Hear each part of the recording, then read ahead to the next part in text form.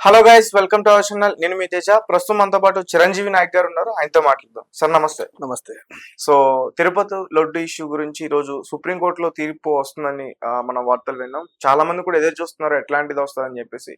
ఒక షిట్ ని దాఖలు చేసినట్టు కూడా చెప్తున్నారు. అసలు ఏంటి దాని గురించి? అంటే సుప్రీంకోర్టు ఇప్పుడే ఒక ఇండిపెండెంట్ సిట్ని ఏర్పాటు చేసింది. ఆ సిట్లో ఏంటంటే 5 మెంబర్స్, సిబిఐ నుంచి 2 అఫీషియల్స్, స్టేట్ పోలీస్ నుంచి 2 officials, at the same time food safety standard authority of India నుంచి ఒక అఫీషియల్ ఉండేలా ఒక 5 మెంబర్స్తో కూడిన ఒక ఇండిపెండెంట్ సిట్ని కాన్స్టిట్యూట్ చేయాలని కోరుకుంటూ సిబిఐ సుప్రీంకోర్టు డైరెక్షన్స్ ఇచ్చింది. ఈ క్రమంలో సుప్రీంకోర్టు చాలా క్లియర్గా ఒక స్టేట్మెంట్ ఇచ్చింది. ఈ అంశం పొలిటికల్ డ్రామాగా మారొద్దు, ఎందుకంటే ఇది కోట్లాది భక్తుల యొక్క మనోభావాలతో కూడుకున్న అంశము అనేసి చాలా క్లియర్ స్టేట్మెంట్ ఇచ్చారు. సుప్రీంకోర్టు ఈ మాట చెప్పేదాని వెనకాల చాలా చాలా పెద్ద మీనింగ్ ఉంది. దీని వెనకాల పొలిటికల్ డ్రామాగా మార్చొద్దంటే అంటే ఈ తిరుమల లడ్డు అంశంలో కల్తీ జరిగింది, కల్తీ నెయ్యి వాడారు, యానిమల్ ఫ్యాట్ రిలేటెడ్ థింగ్స్ వాడారు అని చెప్పిన తర్వాత పవన్ కళ్యాణ్ అనే వ్యక్తి, ఆంధ్రప్రదేశ్ డిప్యూటీ సీఎం, దీన్ని ఒక పొలిటికల్ డ్రామాలా ఒక సినిమాటిక్ మేనర్ లో ముందుకు తీసుకెళ్లే ప్రయత్నమే చేశాడు తప్ప దీన్ని భక్తుల మనోభావాలు దెబ్బతినకుండా లేకపోతే అక్కడ జరిగిన అవకతవకల్ని రికగ్నైజ్ చేసి కల్ప్రిట్ ని పనిష్ చేసేలా ఆయన ఎక్కడ బిహేవ్ చేయట్లా.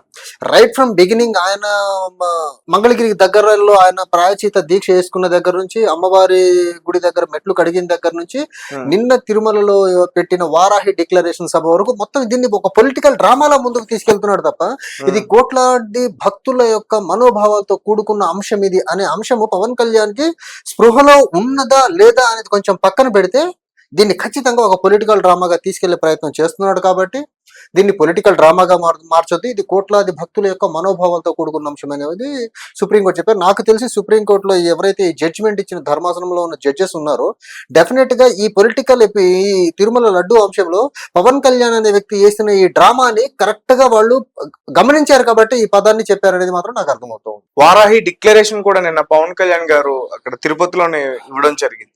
సో దానికి సంబంధించి అంటే వారాహి డిక్లరేషన్ లో ఆయన ప్రధానంగా 3 అంశాలు చెప్పారంటే, ఒకటి సనాతన ధర్మ పరిరక్షణ బోర్డు కాన్స్టిట్యూట్ చేయాలన్నారు, దానికి ఫండ్స్ ఇవ్వాలన్నారు. తర్వాత సనాతన ధర్మానికి సంబంధించి ఇంకొక 3 పాయింట్ ఆయన చెప్పింది ఏంటంటే, సనాతన టెంపుల్స్ అనేవి ఆధ్యాత్మిక సెంటర్స్ గా కాకుండానే ఎడ్యుకేషనల్ తర్వాత కల్చరల్ సెంటర్స్ గా కూడా మారాలి అనేసి చెప్పారు. సో ఈ పర్టికులర్ ఈ అంశంలో పవన్ కళ్యాణ్ గారి యొక్క అజ్ఞానం బయటపడుతోంది. సనాతన ధర్మ బోర్డు పరిరక్షణ బోర్డుని కాన్స్టిట్యూట్ ఎవరు చేస్తారు అసలు భారతదేశంలో? ఆ పవర్స్ ఎవరికి పార్లమెంట్ గా లేదు. ఎండోమెంట్ డిపార్ట్మెంట్ అనేది స్టేట్ సబ్జెక్ట్ లో ఉంటుంది, స్టేట్ లిస్ట్ లో సబ్జెక్ట్ అది. చేస్తే ఏ రాష్ట్రానికి సంబంధించిన రాష్ట్ర ప్రభుత్వాలు సనాతన ధర్మ పరిరక్షణ బోర్డు చేసుకోవాలి. ఇది అసలు ఎవరిని కోరుతున్నారు సనాతన ధర్మ పరిరక్షణ బోర్డుని ఏర్పాటు చేయమనేసి? ఫస్ట్ థింగ్, అది endowment department is state list. Constitution లో స్టేట్ లిస్ట్ లో ఉన్న అంశానికి పార్లమెంట్ చట్టం చేయలేదు కదా. చేస్తే రాష్ట్రానికి సంబంధించిన శాసనసభలు చేయాలా? ఏ రాష్ట్రానికి సంబంధించి ఆ రాష్ట్రం చేస్తే చేస్తారు, లేకపోతే లేదు. ఈయన ఉప ముఖ్యమంత్రిగా ఉన్న రాష్ట్రంలో చేస్తారా? ఫస్ట్ ఆ బోర్డు సనాతన ధర్మ పరిరక్షణ బోర్డుని ఆంధ్రప్రదేశ్ ఎండోమెంట్ డిపార్ట్మెంట్ ఏమైనా కాన్స్టిట్యూట్ చేస్తుందా? రోల్ మోడల్ గా నిలబడద్దా? దానికి ఆయన దగ్గర క్లారిటీ లేదు. అండ్ సెకండ్ థింగ్ ఆయన చెప్పింది ఏంటంటే, టెంపుల్స్ అనేది జస్ట్ ఆధ్యాత్మిక సెంటర్ గా కాకుండా ఎడ్యుకేషనల్ తర్వాత కల్చరల్ సెంటర్స్ గా లేకపోతే సాఫ్ట్ పవర్ ని పెంపొందించే విధంగా ఉండాలని చెప్పాడు.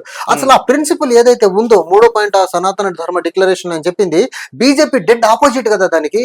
బీజేపీ ఆధ్యాత్మిక సెంటర్స్ ని రాజకీయ సెంటర్లుగా వాడుకుంటుంది తప్ప ఆధ్యాత్మిక సెంటర్స్ ని ఆధ్యాత్మిక సెంటర్లుగా దేవాలయాలుగా బీజేపీ ఎక్కడ ఉంచుతుంది? అసలు బీజేపీకి వర్తించని అంశాన్ని తీసుకొచ్చి డిక్లరేషన్ లో పెడుతున్నావు అంటే అసలు నీ జ్ఞానం ఉండి చేసి రాసుకున్నావు ఆ డిక్లరేషన్, లేకపోతే ఎవడన్నా రాసిన దాన్ని నువ్వు చదివేసావు పైకి వచ్చి? అసలు ఏంటి డిక్లరేషన్ మతలబ్ ఏంటి? అసలు దాన్ని చట్టాలు చేసింది ఎవరి పరిధిలో ఉంది? ఆ చట్టాలు చేసే అంశము సనాతన ధర్మ పరిరక్షణ బోర్డు కోసము.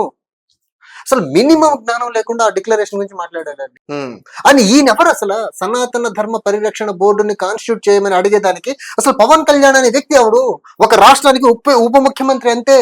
దేశం మొత్తాన్ని ఆయన హిందీలో, ఒకలా ఇంగ్లీష్ లో, తమిళ్లో, రకరకాల భాషల్లో ఈయనేదో ధర్మం కోసమే పుట్టిన మనిషిలో మాట్లాడతాడు. 2019 ఎన్నికల్లో ఎక్కడికి వెళ్ళిందండి మీ ధర్మ పరిరక్షణ వ్యవహారం అంతా? అప్పుడు నాకు మతం లేదు, కులం లేదు, నాకు మతం అంట కడతారా, నాకు కులం అంట కడతారా ఎగిరేది మీరు అప్పుడు.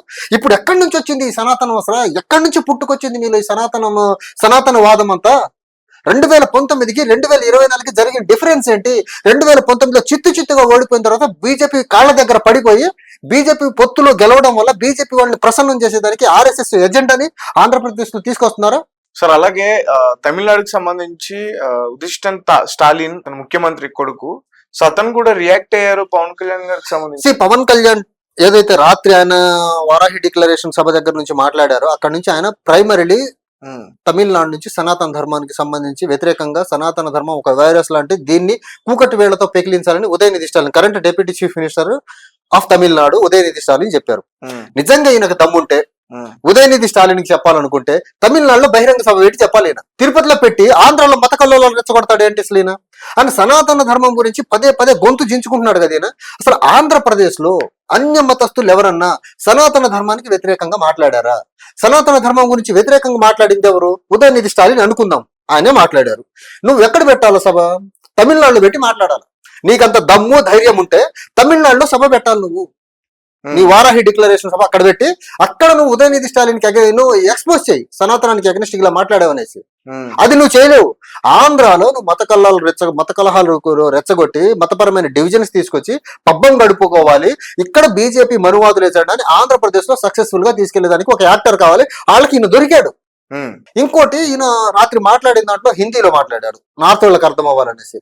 తమిళ వాళ్ళకి అర్థం అవ్వాలనేసి తమిళ్లో మాట్లాడతారు. తర్వాత కొద్దికోసార్లు హిందీ రాకుండా ఇంగ్లీష్ లో వాళ్ళు.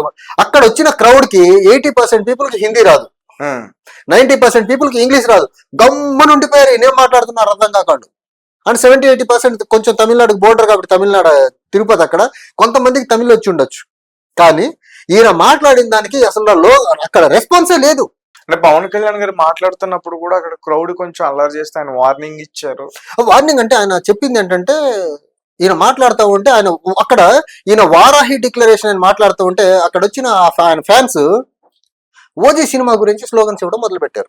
కామన్ అంటే హీరో కాబట్టి. ఆయన డిప్యూటీ చీఫ్ మినిస్టర్. ఎవరికి హీరో? ఆయన నటుడు. హీరో ఏంటి? హీరో డిప్యూటీ చీఫ్ మినిస్టర్ అంతే ఆయన. అయితే ఓజీ ఆ సినిమా పరమైన స్లోగన్స్ ఇస్తే ఆయన అక్కడ రియాక్ట్ అయింది, మీరు ఇస్లాంని చూసి నేర్చుకోవాలంటారు. వాళ్ళు అల్లా అని వినిపిస్తే సైలెంట్ అయిపోతారు అంటారు. అంటే మీ అభిమానులు డిసిప్లిన్ లేదని మీరే ఒప్పుకుంటున్నారు కదా.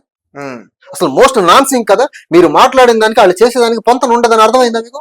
ఇక్కడ నమో నారాయణ అన్న మీరు ఆగరు, మీరు ఇస్లాంని చూసి నేర్చుకోవాలంటారు ఆయన. అండ్ ఇంకొకటి, ఆయన నాచ్ గానా అనేసి రాహుల్ గాంధీ చెప్పాడు అయోధ్య రామ మందిరం ప్రతిష్ఠ జరిగినప్పుడు అని ఒక ప్రస్తావన తీసుకొచ్చాడు ఆయన. పవన్ కళ్యాణ్ గారు రాహుల్ గాంధీ గారి కుటుంబ నేపథ్యము, రాహుల్ గాంధీ గారి కుటుంబం దేశం కోసం చేసిన త్యాగం అసలు మీకు ఏమైనా క్లారిటీ ఉందా, అవగాహన ఉందా? అంటే పొరపాటును కూడా లేదు. జవహర్లాల్ నెహ్రూ అనే వ్యక్తి, మోతీలాల్ నెహ్రూ అనే వ్యక్తి స్వాతంత్ర సమరయోధంలో చాలా ముందుండి ఫైట్ చేశారు. అండ్ జవహర్లాల్ నెహ్రూ అనే వ్యక్తి స్వాతంత్ర సమరంలో బ్రిటిషర్స్ అగెనిస్ట్ గా ఫైట్ చేసి 10 సంవత్సరాలు జైల్లో ఉన్న వ్యక్తి. తర్వాత దేశానికి ప్రథమ ముఖ్యమంత్రి. ఈరోజు భారతదేశంలో ఉన్న ప్రతి రాష్ట్రంలో ఏదో ఒక పిఎస్యు లేకపోతే ఒక మల్టీపర్పస్ ఇరిగేషనల్ డ్యామ్స్ కన్స్ట్రక్ట్ చేసిన వ్యక్తి ఆయన. భారతదేశంలో ఈ రోజు ఇస్రో ఉండివ్వండి, డిఆర్డిఓ ఉండివ్వండి, బిహెచ్ఎల్ అవనివ్వండి, బీడీఎల్ అవనివ్వండి, ఇక్రిసాట్ అవనివ్వండి, you name any PSU or any big national organisation, అవన్నీ జవహర్లాల్ నెహ్రూ గారు కన్స్టిట్యూట్ చేసిన ఇండియాలో. అలాంటి కుటుంబం నుంచి వచ్చాడు రాహుల్ గాంధీ. తర్వాత ఇందిరాగాంధీ ప్రధానిగా ఉంటూ ఖలిస్తానీ ఉద్యమాన్ని దానికి సంబంధించిన వాళ్ళు కాల్పుల్లో చనిపోయింది, పదవిలో ఉండావిడ. తర్వాత రాహుల్ గాంధీ గారి తండ్రి రాజీవ్ గాంధీ గారు ఎల్టీటీ దాడిలో చనిపోయారు. దేశం కోసం త్యాగాలు చేసిన కుటుంబం నుంచి వచ్చిన వ్యక్తి 10 సంవత్సరాలుగా ఆయన ఈ బీజేపీ ట్రోల్స్ కి రకరకాల హేళనకి గురైనా గానీ రాక్ సాలిడ్ గా నిలబడి బీజేపీకి, ఆర్ఎస్ఎస్ కి, మనువాదులకు అగెనిస్ట్ గా ఆయన ఫైట్ చేస్తా ఒక లీడర్ గా ఎమర్జ్ అయ్యి కన్యాకుమారి నుంచి కాశ్మీర్ కి, నార్త్ ఈస్ట్ నుంచి వెస్ట్ మహారాష్ట్ర వరకు, బాంబే వరకు ఆయన పాదయాత్ర చేస్తే ఒక లీడర్ గా ఒక భయంకరమైన ఎస్టాబ్లిష్మెంట్ వచ్చిన వ్యక్తి గురించి మాట్లాడతావా? అసలు వాళ్ళ కుటుంబ నేపథ్యం ఏంటి? బిఎస్ ఆయన చెప్పాడు, బీజేపీ అయోధ్యలో రామ మందిరం ప్రతిష్ఠ జరిగినప్పుడు నాచ్గానా అనే స్టేట్మెంట్ ఇచ్చారు ఆయన. ఎందుకు ఇచ్చారు? మీరు ప్రతిష్ఠ జరిగినప్పుడు ఈయన సెలబ్రిటీ, ఈయన వెళ్ళాడు అక్కడికి, ఈయన అన్నగారి కుటుంబం వెళ్ళింది అక్కడికి. ఇలాంటి సెలబ్రిటీస్ తో మీరు రామ మందిరం ప్రతిష్ఠ చేశారు కానీ సామాన్య భక్తులు ఎక్కడున్నారు అక్కడ?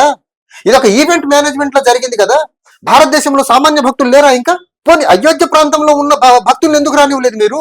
అందుకే కదా అయోధ్యలో బీజేపీ ఓడిచ్చింది. ఇలాంటి దురాగతాలు చేశారనే కదా అయోధ్యలో బీజేపీ ఓడి అక్కడ సమాజ్వాదీ పార్టీ ఎంపీ గెలిచింది అక్కడ నుంచి. ఓకే, ఈ దురాగతాలు పవన్ కళ్యాణ్ అర్థం, ఈ విషయం చెప్పాలా పవన్ కళ్యాణ్? ఎక్కడ రాహుల్ గాంధీ ఇలా క్రిటిసైజ్ చేశాడు అంటారు కానీ అక్కడ జరిగిన దురాగతాల వల్ల బీజేపీని అయోధ్యలో ఓడించారు మొట్టమొదటిసారిగా. 30 సంవత్సరాల్లో అయోధ్యలో బీజేపీ ఎంపీ ఓడిపోవడం ఫస్ట్ టైం జరిగింది. బీజేపీ వాళ్ళు అంతా మంచిగా జరిగితే ఎందుకు ఓడిస్తారు అక్కడ? ఇలాంటి విషయాలు పవన్ కళ్యాణ్ బాహ్య ప్రపంచానికి తెలియజేయడు. అసలు రాహుల్ గాంధీ నాచ్ గానా అన్నాడు. ఎస్ నాచ్ గానా అని అన్నాడు అని నేను అంటున్నాను కదా, అన్నాడని అంటున్నా. ఉమ్, మీలాంటి సెలబ్రిటీస్ వెళ్ళి అక్కడ అదొక సెలబ్రిటీ ఈవెంట్ గా మారింది తప్ప రాముడి ప్రతిష్టలో ఎక్కడ జరిగింది అసలు? మీలాంటి సెలబ్రిటీలకే ప్లేస్ ఉంది అక్కడ, అంబానీ అదానీలకే ప్లేస్ ఉంది అక్కడ. సామాన్య భక్తుడికి అసలు రామ మందిర ప్రాణ ప్రతిష్టలో అసలు ప్లేస్ ఇచ్చారా? ఇవ్వనప్పుడు ఆబ్వియస్ గా అంటారు కదా.